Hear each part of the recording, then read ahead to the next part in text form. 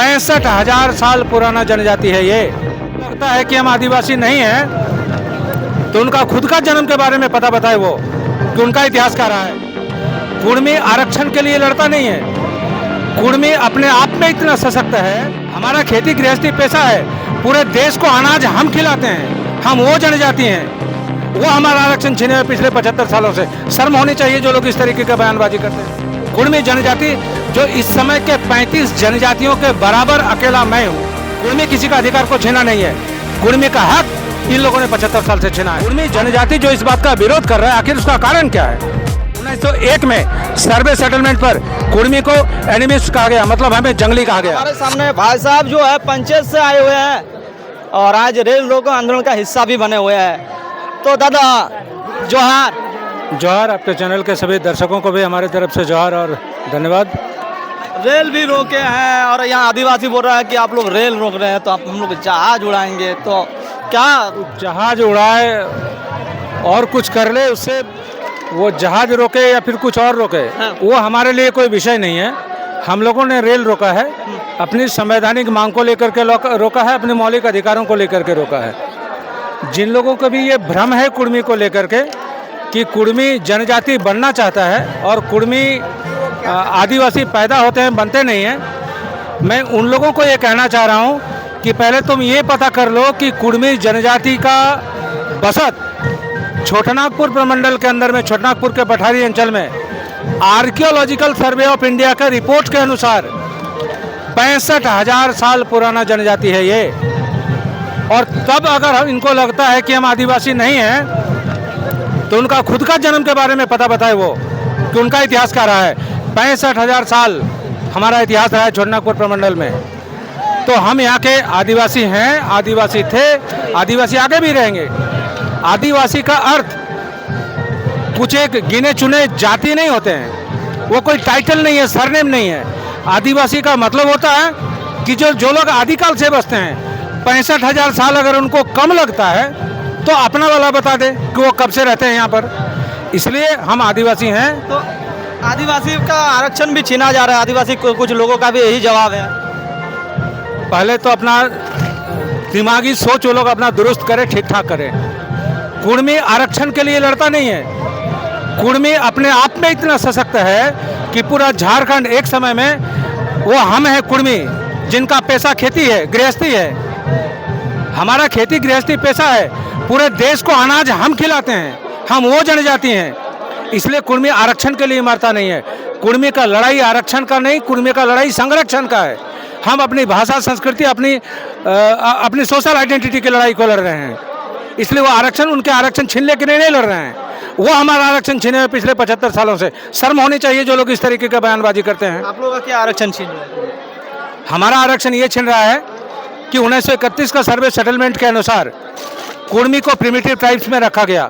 संथाल, मुंडा, हो, खड़िया, घासी, गोंड, बिरहोर, माल, पान, सवरिया, कुर्मी, कुरुक, ये जो जाति हुआ करती थी, जनजाति, ये 13 जनजाति हुआ करती थी 1931 के सर्वे सेटलमेंट में, जिनको आदिम जनजाति कहा गया ब्रिटिश सरकार के द्वारा। उस समय का नोटिफिकेशन नंबर 550 6 सितंबर 1950 में जारी की गई, जिसमें स्पष्ट तौर पर लिखा गया कि उन्हीं जनजातियों को एसटी का सूची में शामिल किया जाएगा जो 1931 का सर्वे सेटलमेंट में प्रिमिटिव ट्राइब बताया गया है। तो जब 50 में जनजाति की सूची बनी है, एसटी का जब सूची बना है, कुर्मी को हटा दिया गया। तो हमारे हिस्से का जो आरक्षण था, कुर्मी जनजाति जो इस समय के 35 जनजातियों के बराबर अकेला मैं हूँ, जो 26% की दावेदारी आज वो लोग करते हैं। और मैं आपको बताऊं, आपके चैनल से सभी आदिवासियों को भी ये बात समझना चाहिए। जो लोग आज आंदोलन कर रहे हैं रोड में, सड़क में आ करके कि आदिवासियों का आरक्षण छीना जा रहा है, मैं उन लोगों को बता रहा हूं कि गिने चुने 4 हैं, गिने चुने 4 जनजाति है, उरांव, मुंडा, हो और संथाल। ये 4 है सिर्फ, जो बाकी 31 का अधिकार को छीना हुआ है। अगर है औकात उनकी तो सरकार के पास में जाए और बोले कि एसटी के लिए, एसटी का क्रिमिनल एयर को आप डिफाइन कीजिए।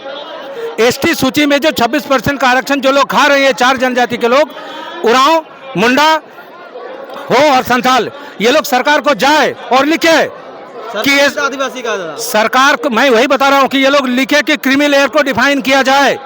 जो लोग आज आर्थिक रूप से दबे कुचले लोग हैं संथालों में, एसटी सूची में जो वर्तमान में है वो लोग में जो दबे कुचले लोग हैं, ये 26% का आरक्षण उनको मिलना चाहिए।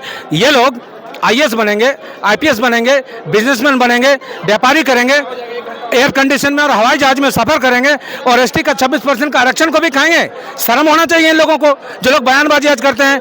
कुर्मी किसी का अधिकार को छीना नहीं है, कुर्मी का हक इन लोगों ने 75 साल से छीना है। आज हम अपना अधिकार लेने के लिए आए हैं सड़क पर, हम अपना हक को लेने के लिए आए रेलवे ट्रैक पर। शर्म होनी चाहिए इन लोगों को जो लोग बयानबाजी करते हैं। है औकात तो बोले कि कुर्मी को हम वाकई जो टुंडी के जंगलों में रहते हैं, जो मैं बात आपको बता रहा, 1865 में अंग्रेज सरकार ने इंडियन सक्सेशन एक्ट लाया, भारतीय उत्तराधिकार अधिनियम। ये लाया गया था धर्म के आधार पर। जो लोग हिंदू, मुस्लिम, सिख, ईसाई, बौद्ध, जैन, पारसी और जो अलग अलग धर्मों में हैं, उन लोगों के संपत्तियों का उत्तराधिकारी को तय किया जाएगा। उसका मूल उद्देश्य ये था। कुर्मी जनजाति ने उस समय भी 1865 में इस एक्ट का विरोध किया। विरोध ये कह करके किया कि हमारे पास में प्रथागत नियमों के अनुसार हम अपने संपत्तियों का उत्तराधिकारी तय करते हैं।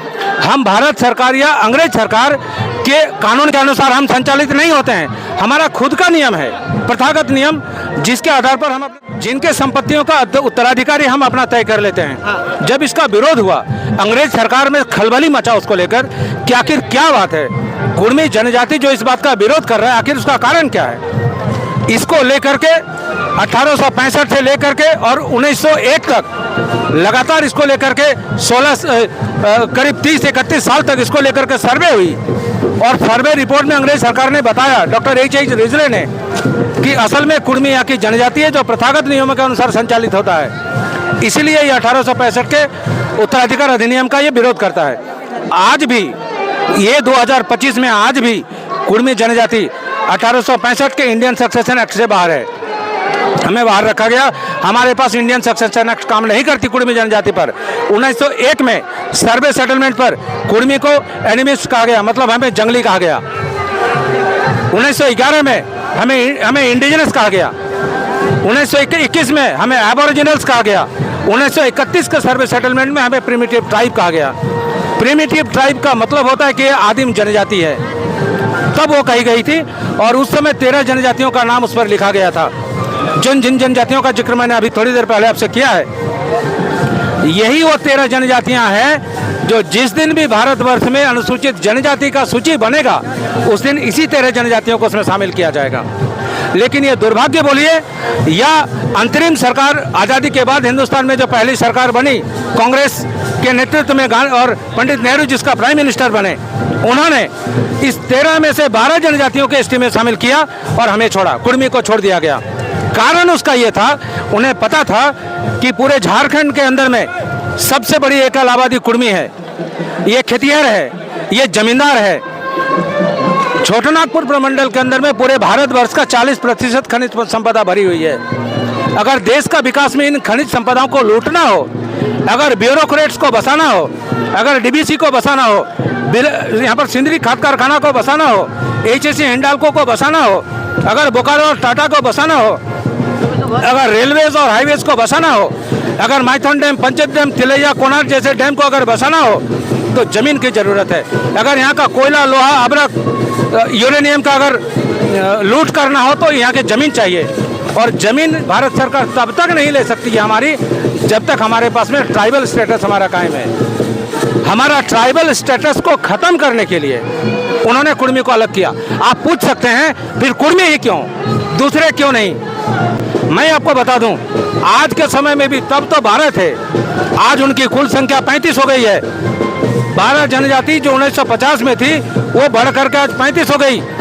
35 जनजाति मिल करके आज वो अपनी आबादी 24% दिखाते हैं।